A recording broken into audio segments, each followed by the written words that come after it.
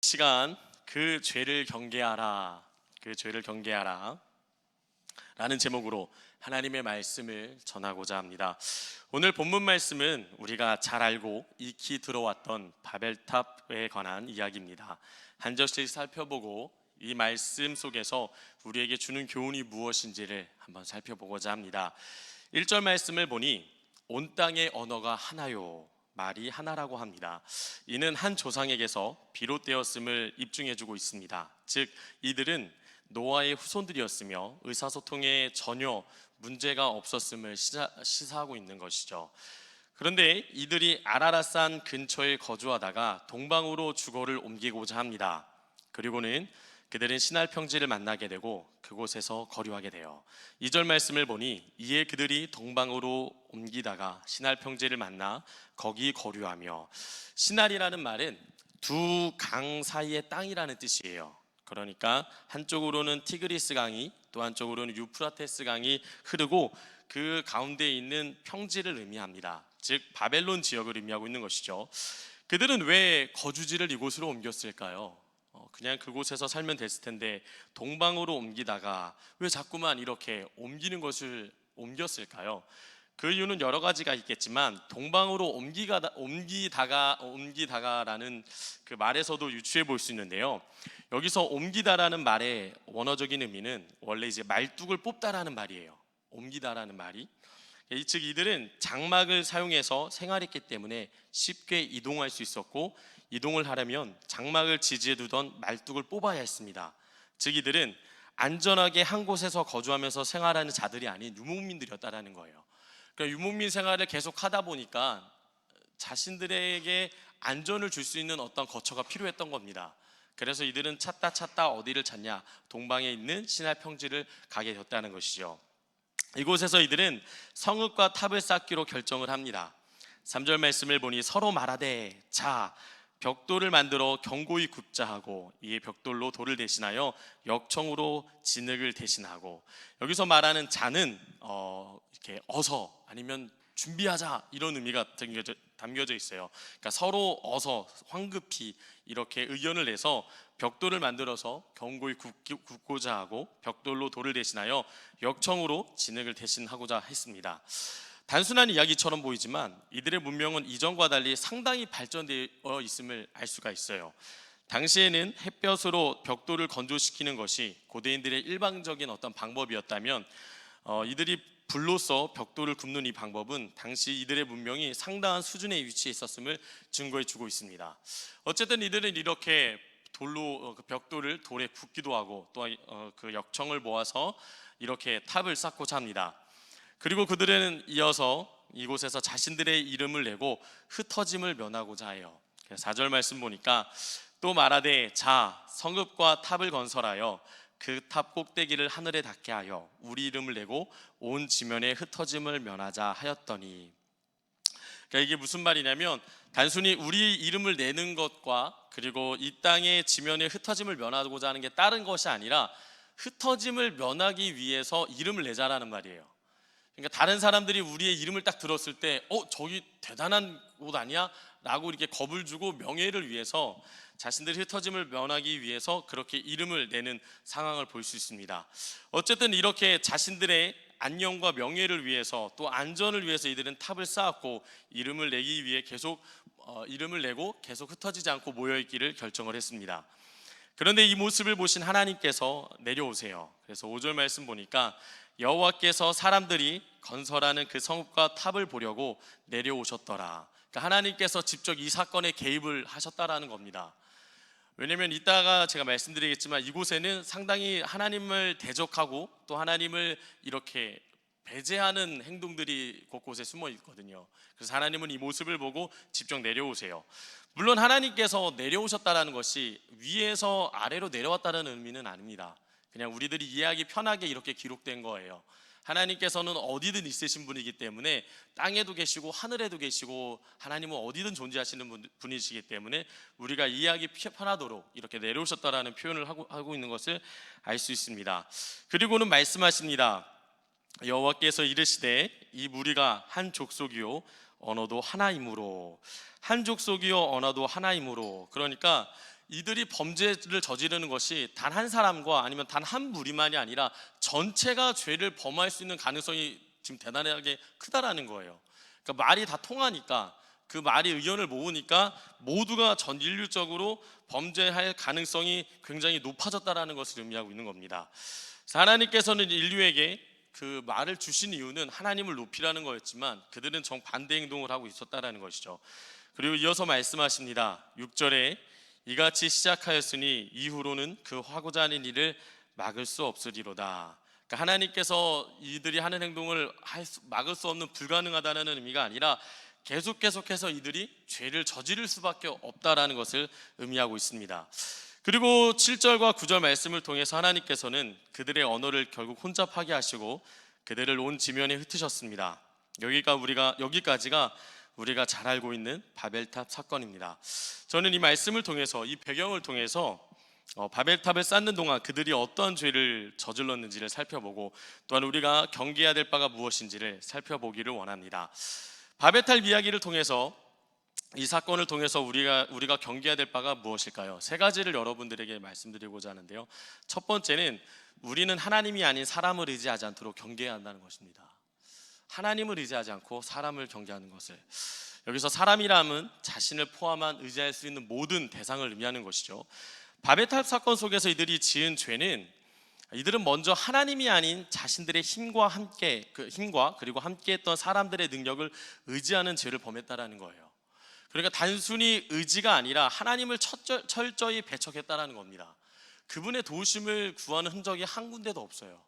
그러니까 이분은 이분이고 우리는 우리야, 우리는 우리의 힘으로 살아야 돼, 이런 어떠한 교만함이 이 안에 가득했다라는 것입니다. 이들이 탑을 쌓은 것은 자신들의 안전을 위한 것이었어요. 자신들의 안전. 근데 하나님께로부터 안전이 온다는 것을 믿지 않았다라는 말입니다. 그러니까 이들은 홍수 사건을 이미 다 경험했고 그 이야기를 좀 잘 알고 있는 자들이에요. 자신의 조상들, 자신의 할아버지가 했던 이야기들을 몰랐을 리가 없죠. 그렇게 들어왔음에도 불구하고 그들은 우리의 안전은 하나님으로부터 오지 않고 우리 스스로 하는 거야 라는 그 교만함이 있었다라는 겁니다. 하나님을 철저하게 의지하지 않았다라는 거예요. 그리고 다음으로 그들이 하는 말에서도 하나님을 의지하지 않음을 볼 수 있는데요. 서로 말하되 자, 어서, 이렇게 말하는 것을 보면서 이들은 서로 말하고 이야기를 주고받고 또 의견을 내고 결단을 내렸지만 하나님께 도움을 한 군데도 구하지 않았다는 거예요. 결코 하나님을 찾지 않았다는 겁니다. 하나님을 찾지 않는다는 것에서부터 하나님을 의지하지 않았다는 것을 드러내고 있다는 것이죠. 또한 그들이 하는 행동을 통해서도 하나님을 의지하지 않음을 볼 수 있는데요. 그들은 벽돌을 견고히 굽고 역청을 통해서 탑을 쌓았다고 했는데, 이 역청이라는 것이 사실 이제 노아가 사용했던 것이잖아요. 방주를 만들 때에 창세기 6장 14절에 보니까 하나님께서 노아에게 방주를 만들 때 역청을 치라라고 합니다. 그러니까 하나님께서 인간들의 편의와 보호를 위해서 주셨던 그 역청을 두고 자신들의 그 어떠한 안전과 자신들의 힘을 보호하기 위한 그 악한 도구로 사용했다라는 거예요.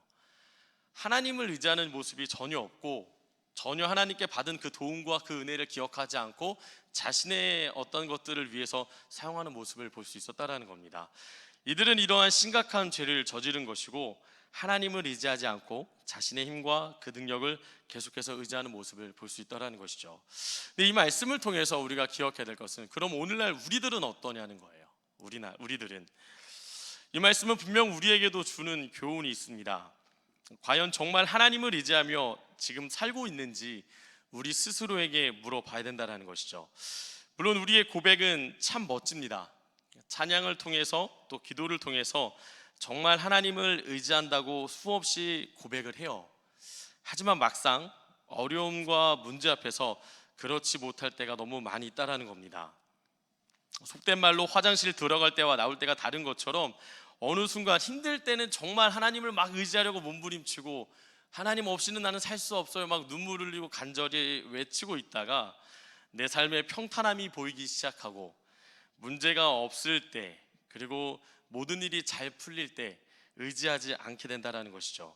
서서히 나의 힘과 능력과 경제와 어떤 관계를 의지하며 살 때가 많다라는 것입니다. 나는 과연 어떠한 삶을 살고 있는가? 이 시간 한번 질문을 해봐야 된다는 것이죠. 우리는 끊임없이 자신의 힘과 능력을 의지하고자 하는 그 마음을 계속 내려놓으려고 해야 돼요. 이게 내가 이렇게 살아야지 하고 결단해서 계속 그렇게 살아지는 게 아니라 끊임없이 싸워야 되는 겁니다. 왜냐하면 우리 본성 자체는 하나님을 의지하는 것을 좋아하기보다는 내 힘으로 어떻게든 살아보려고 해요. 그래서 그 증거로 우리에게 문제가 탁 닥쳤을 때 일단은 하나님을 먼저 찾기보다 내 힘으로 막 하려고 하잖아요. 내 힘으로 어떻게든 이겨보려고 하고 내 방법으로 어떻게든 해결해 보려고 하고 막 돌고 돌다가 결국 하나님을 찾는 모습을 볼 수 있거든요. 우리 본성 자체가 그래요. 우리 본성 자체가 하나님을 의지 막 하려고 하기보다는 끊임없이 그분을 배제한 채 내 뜻대로 살아가려고 하는 모습이 있다는 겁니다. 그렇기 때문에 이 모습들을 내려놔야 된다는 거예요. 그래서 저는 여러분들이 아주 사소한 것조차 하나님께 아뢰 수 있는 여러분들 되기를 정말 소망합니다. 아주 작은 것조차 하나님, 아주 사소한 것조차 하나님 도와주십시오. 어떠한 상황이 됐든 간에 끊임없이 그분을 그렇게 찾아야 되는 거예요. 그분을 의지하려고. 좀 우스운 이야기이긴 한데, 제가 이제 호주에서 워킹 비자를 받고 한 2년 있는 동안 막 그때 굳은 일들을 많이 해봤던 것 같아요. 저 딴에는 이제 하나님께서 훈련한 시간이 아닌가 싶은데, 근데 어느 날 이렇게 화장실 청소를 하다가, 그날도 이제 뭐 변함없이 이제 청소를 하니까 사람들이 없잖아요. 그래서 없어서 막 청소를 하면서 막 주님도 찬양하고 하나님의 도우심도 막 구하고, 하나님 나에게 은혜를 주시고 기쁨으로 다 감당하게 해달라고. 때로는 이게 화장실 청소다 보니까 되게 더러운 경우도 많이 있어요, 펍 같은 데는. 그래서 오늘은 좀 깨끗이 잘 이렇게 할 수 있도록 도와달라고 막 기도를 이렇게 한 적이 있었는데요. 그런데 어느 날 이렇게 청소를 하면서 막 기도하고 있다가 누군가 그 장면을 본 거예요. 그래서 이제 아는 형님이 부산 분이셨는데 저를 딱 보더니 이렇게 조용히 딱 부르더니, 유혜라, 네 무슨 병이 있나? 딱 이러는 거예요. 근데 이제 이게 무슨 말인가 싶었더니 혼자 계속 쭝얼쭝얼 거리니까 그분이 보기에는 너 지금 뭐 하는 거니? 이렇게 되는 거죠. 자기가 예전에 이제 좀 몸이 불편하고 자폐아들과 함께 지낸 적이 있는데 너 혹시 그런 거 아니냐고 얘기를 했는데, 근데 이제 아니라고 설명을 했죠. 내가 하나님을 찾는 거고 기도하는 거고 계속 그분의 도우심을 구하는 거다라고 말을 했는데, 집에 오는 길에 근데 그 순간이 너무 감사하더라고요. 다른 사람들이 어떻게 보든 간에, 다른 사람들은 이상해 보일지 모르고 다른 사람들이 볼 때는 쟤 뭐 하는 건가 싶을지 몰라도 내가 그 순간에 하나님을 찾고 있다는 것이 너무 즐거웠어요. 내가 아주 그 화장실 청소라는 작은 일이었고 보잘것없는 일이었지만 그 순간에도 내가 하나님을 의지하고자 하는 그 몸부림이 주님이 주신 은혜가 아니면 안 된다는 것을 알 수 있었거든요. 여러분들도 그 마음을 하나님 앞에 구하시기를 바랍니다. 끊임없이 하나님의 도우심을 구할 수 있기를 바라요. 우리가 잘 알고 있는 다윗이 참 하나님 앞에 인정받는 이유는 그는 여러 가지 모습이 있지만 하나님께 끊임없이 물어봤다라는 거예요. 그 의지함을 놓지 않았다라는 겁니다. 아주 사소하고 아주 작은 것조차 하나님 어떻게 할까요? 하나님 이렇게 할까요? 하나님 저렇게 할까요? 끊임없이 하나님을 찾고 찾았다라는 거예요. 우리에게 그 모습이 오늘날 필요하다라는 겁니다. 교회에 나와서 내가 신앙생활을 합니다, 내가 믿음 생활을 해요, 근데 세상 속에 나와서 하나님을 의지하는 모습이 전혀 없다면 정말 안타까운 겁니다. 이곳에 나와서는 하나님 아버지라고 외치고 있고 하나님께 모든 영광 올려드립니다 막 즐거이 외쳤는데 세상 속에서는 그 고백은 온데간데 없고 하나님을 의지하지 않은 채 그저 낙심하고 절망하고 있다면 얼마나 슬픈 일일까요? 하나님께서는 오늘 이 말씀을 통해서 끊임없이 우리가 하나님을 의지하기를 원하신다는 것을 알아야 된다는 겁니다. 끊임없이 그분은 우리가 하나님을 의지하기를 원하신다는 거예요. 그래서 이 말씀을 통해서 우리가 하나님을 의지하는 됨을 기억하시길 바랍니다. 다음으로 바벨탑 이야기를 통해서 우리가 경계해야 될 바는 무엇일까요? 두 번째는 우리는 하나님이 아닌 자신의 이름을 높이고자 하는 그 마음을 경계해야 돼요. 하나님이 아닌 자신을 높이고자 하는.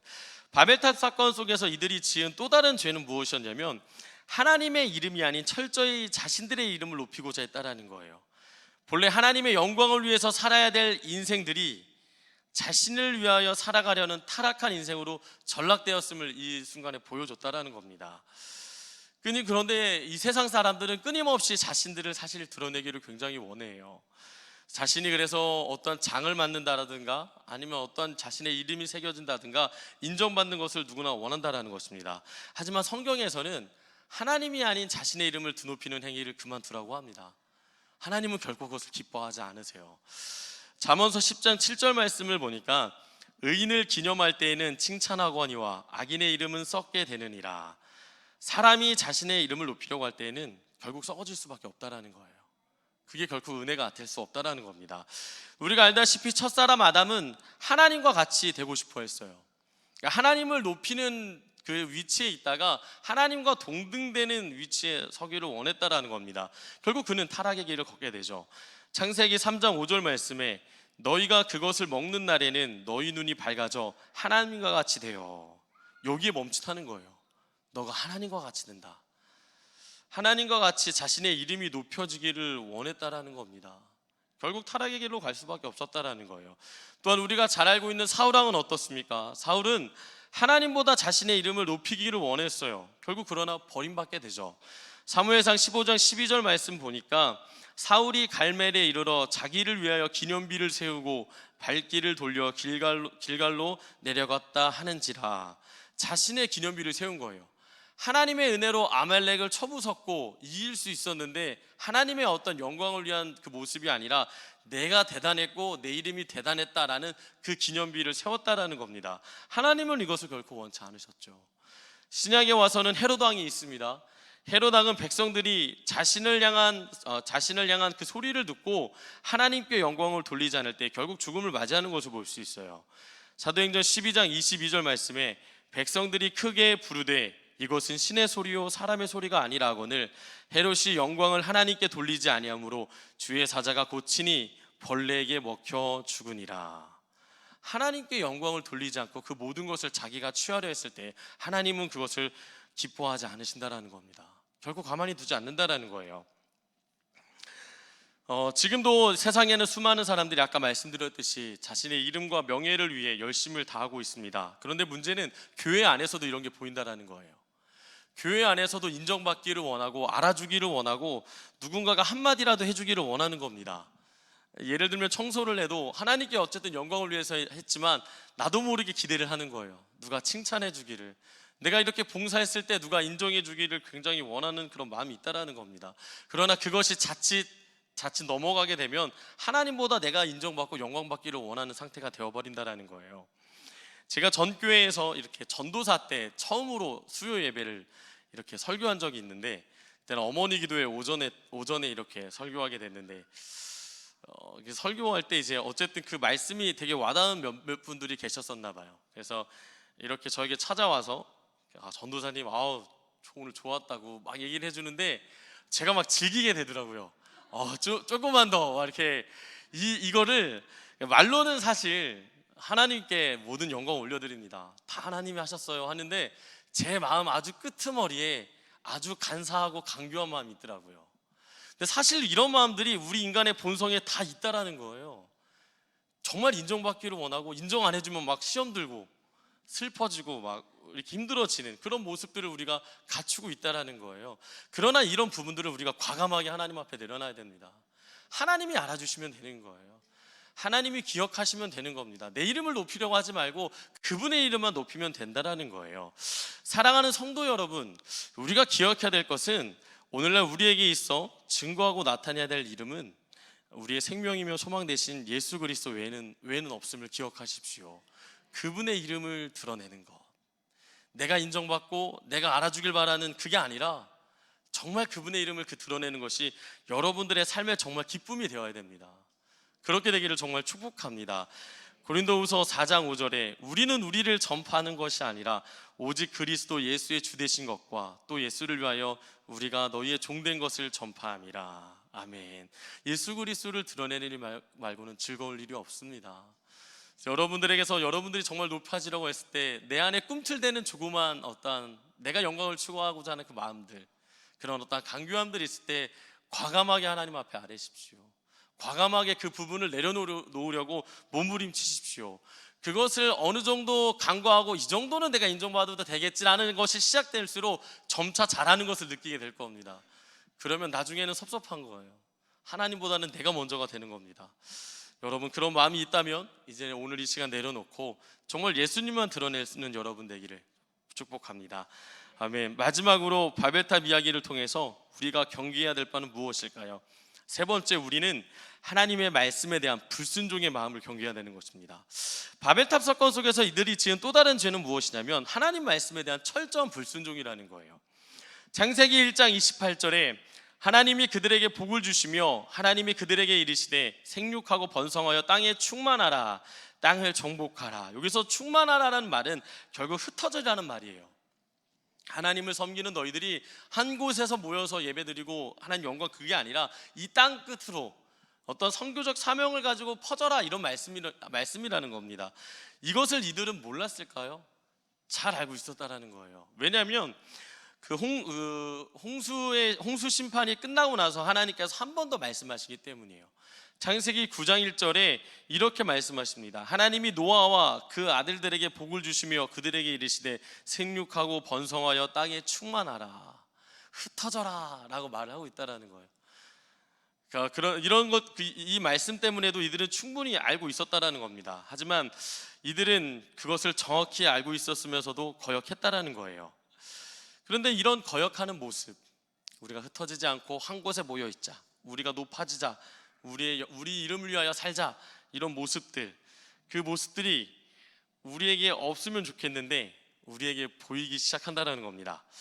그런데 이런 불순종의 모습을 우리 그리스도인들의 삶 가운데 보이게 된다는 거예요. 마치 이것이 하나님 말씀에 순종하는 것인가 아닌가를 떠나서 좀 더 심각한 문제는 순종하고자 하는데 관심이 없는 경우도 상당히 많이 봐요. 오늘 하루를 살면서 하나님, 내가 하나님 앞에 순종하기를 원합니다 라는 말을 안 하고 살 때도 너무 많다는 거예요. 오늘 하루가 나에게 딱 주어졌을 때 하나님 어떤 것을 기뻐하십니까? 그런 생각조차 안 하고 살 때도 너무 많이 있다는 겁니다. 그냥 예배만 나오면, 그냥 적당히 성경 읽으면, 적당히 신앙생활 하면 내가 순종하는 삶이지 착각하는 경우가 사실 많아요. 물론 예배는 필요합니다. 물론 말씀 있는 거 중요해요. 근데 그것이 여러분들 전부 순종했다고 착각하면 안 된다는 겁니다. 하나님께서는 여러분들 삶 가운데 완전하고 온전한 순종을 끊임없이 요구하고 계세요. 그 말씀을 통해서 여러분들이 그 말씀에 순종할 것을 다짐하고 그분 앞에 엎드려 구하기를 너무나도 원하신다는 겁니다. 근데 문제는 우리가 그런 것에 도통 관심이 없는 경우가 많다는 거예요. 정말 순종하고 싶은가? 그렇지 않을 때가 너무 많다는 겁니다. 그런데 갈라디아서 5장 17절 말씀 보니까 육체의 소욕은 성령을 거스르고 성령은 육체를 거스르나니 이 둘이 서로 대적함으로 너희가 원하는 것을 하지 못하게 하려 함이라.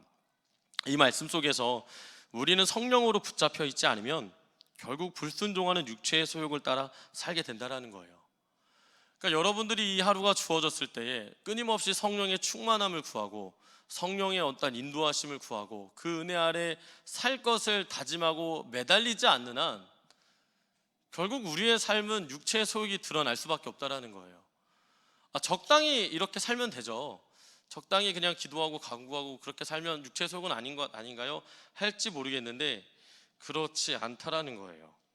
내가 성령의 은혜를 구하고 그분 앞에 전적으로 그 능력에 따라 순종하기를 구하지 않는다면 나도 모르는 사이에 세상 소욕에 따라 그저 살아가게 됩니다. 그래서 육체의 소욕에 대해서 분명하게 말씀하시죠. 육체의 일은 분명하니 곧 음행과 더러운 것과 호색과 우상 숭배와 주술과 원수 맺는 것과, 여기서부터가 참 중요해요. 다른 것도 다 중요하지만 원수 맺는 것, 분쟁과 시기와 분냄과 당짓는 것과 분열함과 이단과 투기와 술 취함과 방탕함, 그와 같은 것들이라.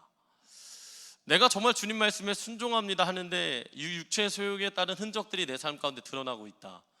누군가를 여전히 미워하고 있고, 누군가를 여전히 용서하지 못하고 있고, 누군가를 여전히 품고 있지 못하고, 그 밖에 세상의 어떤 것에 이끌리는 대로 그저 살고 있다면 사실 우리는 순종하는 삶이 아니라는 거예요. 조금은 냉철해야 됩니다.